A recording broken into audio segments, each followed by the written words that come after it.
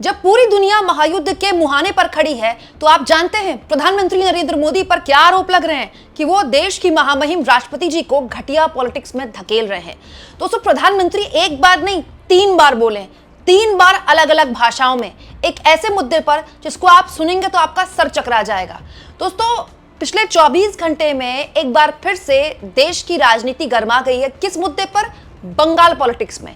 तब जब राष्ट्रपति जी ने बंगाल में अपने कार्यक्रम के दौरान स्थानीय प्रशासन और सरकार पर अपनी नाराजगी जाहिर की और दोस्तों उसके बाद उस पर पलटवार कर दिया प्रधानमंत्री नरेंद्र मोदी ने, वो भी एक नहीं, 2 नहीं, 3 अलग अलग भाषाओं में। ये देखिए दोस्तों, वहीं दूसरी ओर पश्चिम बंगाल की मुख्यमंत्री ममता बनर्जी ने इस पूरे मामले में न केवल प्रधानमंत्री बल्कि राष्ट्रपति जी को भी जबरदस्त तरीके से जवाब दिया है। सबको जल्दी जल्दी आपके सामने मैं रख देती हूँ। दोस्तों, महामहिम राष्ट्रपति जी का कार्यक्रम था पश्चिम बंगाल में। पश्चिम बंगाल में राष्ट्रपति जी जो हैं वो 9वें अंतर्राष्ट्रीय संथाल कॉन्फ्रेंस में शामिल होने के लिए सिलीगुड़ी के महकमा परिषद में पहुंची। यहाँ फांसी देवा क्षेत्र पहुंची राष्ट्रपति जी और यहाँ पहुंचने के बाद उन्होंने कार्यक्रम में नाराजगी जाहिर की। दरअसल राष्ट्रपति जी ने कहा कि जो तय प्रोटोकॉल होता है उसके अनुसार मुख्यमंत्री उनको रिसीव करने नहीं आए। राष्ट्रपति का प्रोटोकॉल होता है, सीएम को उनको रिसीव करने आना चाहिए था। राज्य का कोई मंत्री भी मौजूद नहीं था। हालांकि उन्होंने कहा कि व्यक्तिगत तौर पर मुझे कोई आपत्ति नहीं है और लेकिन ये प्रोटोकॉल होता है। जो भीड़ थी दोस्तों वो उनके इर्द गिर्द थी, माइक लेकर वो बात कर रही थी राष्ट्रपति जी, और उन्होंने जो मैदान था जहां पर कार्यक्रम किया गया उसको भी लेकर नाराजगी जाहिर की कि मैदान बहुत छोटा था। दोस्तों, राष्ट्रपति जी का ये कहना था कि संथाल समुदाय के, आदिवासी समुदाय के लोग यहाँ पर आ नहीं पाए, वो और आते लेकिन मैदान छोटा रखा गया था। इसको लेकर उन्होंने नाराजगी जाहिर की। जैसे ही राष्ट्रपति जी ने ये बात बोली दोस्तों, तुरंत जवाब आ गया प्रधानमंत्री नरेंद्र मोदी का। एक नहीं 3 अलग अलग भाषाओं में। उड़िया भाषा में, क्योंकि हमारी राष्ट्रपति जी उड़ीसा से हैं दोस्तों। इसके अलावा बंगाली भाषा में भी मोदी जी ने जवाब दिया और अंग्रेजी में भी मोदी जी ने जवाब दिया। और हमारे प्रधानमंत्री जवाब देते हुए पश्चिम बंगाल की सरकार को आड़े हाथों लेते हुए कहते हैं, ये शर्मनाक और अभूतपूर्व है। लोकतंत्र और आदिवासी समुदाय के सशक्तिकरण में विश्वास रखने वाला हर व्यक्ति निराश है। स्वयं आदिवासी समुदाय से आने वाली राष्ट्रपति जी द्वारा व्यक्त की गई पीड़ा और दुख ने भारत की जनता के मन में गहरा दुख पहुंचाया है। पश्चिम बंगाल की टीएमसी सरकार ने सारी हदें पार कर दी हैं। राष्ट्रपति के इस अपमान के लिए उनका प्रशासन जिम्मेदार है। राष्ट्रपति का पद राजनीति से ऊपर होता है और इस पद की गरिमा का हमेशा सम्मान किया जाना चाहिए। आशा है कि पश्चिम बंगाल सरकार और टीएमसी में सुधरने की भावना जागृत होगी। मतलब मोदी जी कह रहे हैं कि टीएमसी वाले सुधर जाएं, उनका प्रशासन सुधर जाए। इस पर जबरदस्त तरीके से पलटवार किया है दोस्तों ममता बनर्जी ने, और उन्होंने न केवल मोदी जी पर बोला है बल्कि राष्ट्रपति जी को भी जवाब दिया है। दोस्तों, ममता बनर्जी ने एक दूसरे कार्यक्रम में बोला कि एसआईआर में पश्चिम बंगाल में कई आदिवासी समाज के लोगों के नाम कट गए। आप तब नहीं बोली। मणिपुर में आदिवासी महिलाओं को जिस तरह से घुमाया गया, आपको याद है ना वो वीडियो, आप तब नहीं बोली। देश के बाकी राज्यों में आदिवासी समाज के साथ अन्याय होता है, आप तब नहीं बोली। और अब पॉलिटिक्स में बीजेपी आपको घसीट रही है। कम से कम अपने पद की गरिमा मत गिरने दीजिए, इस पॉलिटिक्स में आप मत आइए। मैडम, क्या आपका पास पता है ट्राइबल को कितना नाम निकाल दिया है वोटर लिस्ट से? उसको हक छीन लिया।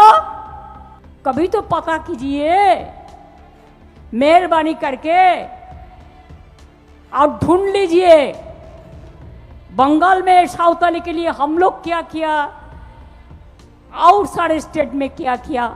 जब राजस्थान में आदिवासीদের ऊपर अत्याचार হয় ट्राइबल के ऊपर, तब आप कहाँ थे? क्यों आप प्रोटेस्ट नहीं करते? क्यों उसको नहीं डांटते? जब महाराष्ट्र पे ट्राइबल का ऊपर अत्याचार होता है, आप क्यों प्रोटेस्ट नहीं करते?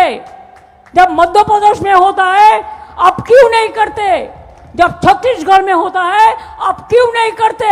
दोस्तों, ममता बनर्जी तो जो बोल रही है। मैं ये जानना चाहती हूँ कि इस पूरी घटना से हमें एक बात पता चल गई कि प्रधानमंत्री मोदी बोल रहे हैं। ऐसा नहीं कि वो बोल नहीं रहे, वो लगातार बोल रहे हैं। वो हर दिन किसी न किसी कार्यक्रम में भी बोलते रहते हैं। तो दोस्तों, मेरे मासूम मन का एक सवाल है, जब प्रधानमंत्री डोमेस्टिक पॉलिटिक्स के एक मामले में 3 अलग अलग भाषाओं में, मतलब 3 अलग अलग भाषाओं में बोल सकते हैं, इसका मतलब वो अपने चयन की कोई भी भाषा खुद चूज कर ले और ट्रंप को जवाब दे दे। दोस्तों, ट्रंप युद्ध में फंसे हुए हैं, पूरी दुनिया को उस युद्ध में एक तरह से धकेल दिया, लेकिन प्रधानमंत्री मोदी के दिल में एक बार नहीं आया कि वो ऐसे ही मुंहतोड़ जवाब दे दे ट्रंप को। बीच युद्ध में फंसा हुआ अमेरिका भारत को अपमानित करने का कोई मौका नहीं छोड़ता। वहां के मंत्री अभी 2 दिन पहले भारत आकर भारत के मंच पर बोल के गए कि अमेरिका चीन नहीं बनने देगा इंडिया को। मतलब अमेरिका ये कह रहा है कि भारत को वो विकसित नहीं होने देगा, डेवलप्ड नेशन नहीं बनने देगा। तब मोदी जी नहीं बोले, जबकि उसी कार्यक्रम में 1-2 दिन पहले मोदी जी बोले थे। अमेरिका यहां हमारे बैकयार्ड में, हिंद महासागर में हमारे मेहमान ईरान के युद्धपोत को दोस्तों न केवल निशाना बनाया बल्कि 80 से ऊपर सेलर्स उनकी मौत हो गई। तब मोदी जी को गुस्सा नहीं आया। इस युद्ध के बीच अमेरिका द्वारा कहा गया, एक बार नहीं 2-3 बार, कि हमने इंडिया को परमिशन दे दी है कि वो रूस से तेल खरीद लें, और उसके बाद इंडिया अब रूस से तेल खरीद भी रहा है अमेरिका से परमिशन लेने के बाद। सोचिए दोस्तों क्या औकात है अमेरिका की, वो हमको परमिशन दे रहा है। लेकिन तब मोदी जी नहीं बोलते। भारत को अपमानित करने का ट्रंप कोई मौका नहीं छोड़ते हैं। यहां तक कह देते हैं कि वो नहीं चाहते कि मोदी का राजनीतिक करियर तबाह करें, तब भी मोदी नहीं बोलते हैं। तो हमारे प्रधानमंत्री देश के अपमान में कुछ नहीं बोलते, कभी नहीं बोलते।